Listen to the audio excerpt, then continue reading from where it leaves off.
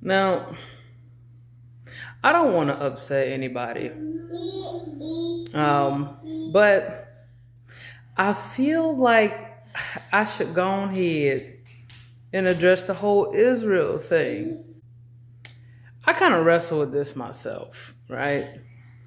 I mean, you got people like Nick Fuentes, America first.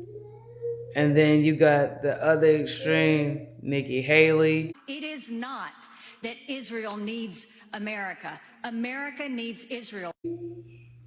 But I feel like, I can't believe I'm saying this, but there's no way it could be America first when it comes to Israel. And this is why. I don't know if there would be an America without Israel. I really said that. This is what I mean. How could I say this without getting like conspiracy theory-ish? This is the way that I think about it. America was established on pro-white Christian values, Judeo-Christian values. Okay, that might not have been the foundation, but it certainly was the way that Americans thought up until recently, right? So like, this is what I mean. Like, even like me growing up in the Baptist church, I was taught that, the Jewish people are the people of the Bible, and it's those same people who are in the manufactured Israel of today. And those are God's chosen people, and those are people of God, and the rest of us are like Gentiles, Goyim, whatever they want to call us. Just recently, people stopped caring about all that. And I feel like that's why nobody cares about Israel anymore. Like, nobody cares about being called a Nazi or an anti-Semite because the insult has been thrusted and thrown around so much to where it's lost its effect. Almost like the N-word. So,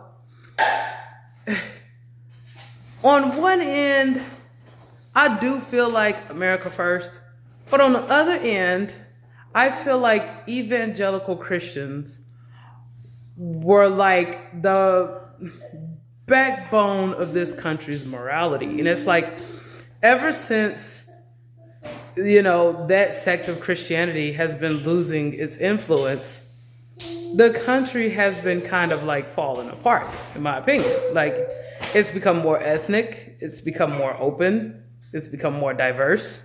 And this is furthest from what it originally was.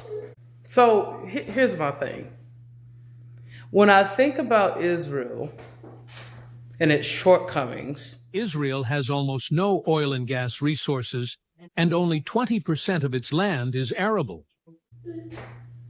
and I think about why the United States is so invested. Though the U.S. supplies Israel with advanced military technology and billions of dollars in financial aid, it still faces significant challenges.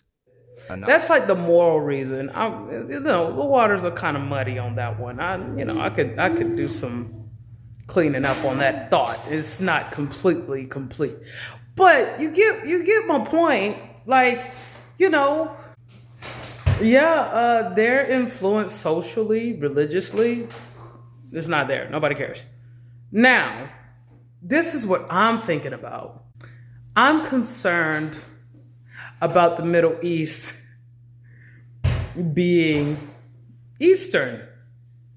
I feel like Israel is the most Western part.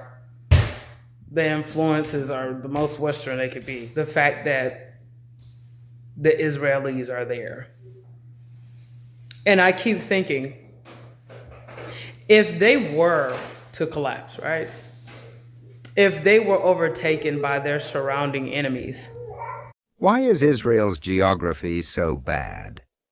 You see, Israel's biggest problem is that it is completely surrounded by enemies, and all of Israel's allies are on the other side of the world. What does that spell for the United States? What does that spell for all Western civilization? Because without Israel, like, we already, went over the whole moral thing. This whole, I remember when Officer Tatum, Brandon Tatum, was talking about how Jesus is white, God is white, all this other crap. Okay, that's fallen flat on his face. Nobody believes that. But now it's like, I feel like in that region, Israel is the only, I'm saying this out loud, is the only, I want to say nation state or whatever. I don't know the proper word for it.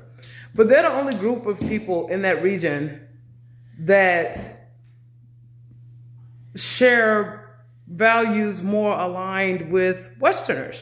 So to say America first is to ignore the fact that, and I could be wrong, but ignore the fact that these are our only allies in that region. And it's a very crucial region. It's the center of the world. Like, Jerusalem is the focal point. Jerusalem is everything to everyone. Another reason is the city of Jerusalem. Both Israel and Palestine claiming the city for their own has constantly created conflicts. Right? And I just think, I'm like, what if, the Muslims took over Jerusalem? What would that look like? Like, right now, Christians and Jews, they're occupying it. But I don't know. A part of me feels like, I'm gonna tell you what the right answer is. What I think the right answer is. The right answer is, when we bust them people in there and establish that country as Israel, that was not right, but I mean, I can't think of an America without Israel. I really can't. And maybe I'm brainwashed. I don't know. But to say if Palestine is still majority Palestine, and let's say the Israeli people go back to like Russia or wherever they bust them in from, what does that mean for America? Not just culturally, but like economically too. Trade. 12% of global trade still passes through Suez.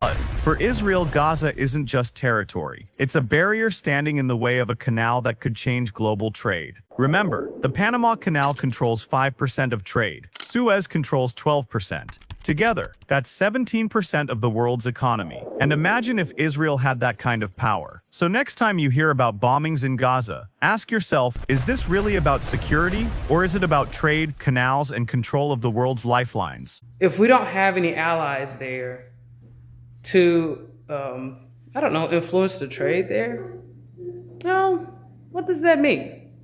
But I don't know, that's just my thought, it's not a complete thought, it's just a few things that I looked up and I was like, everybody's talking about it. I put my 2 cents in.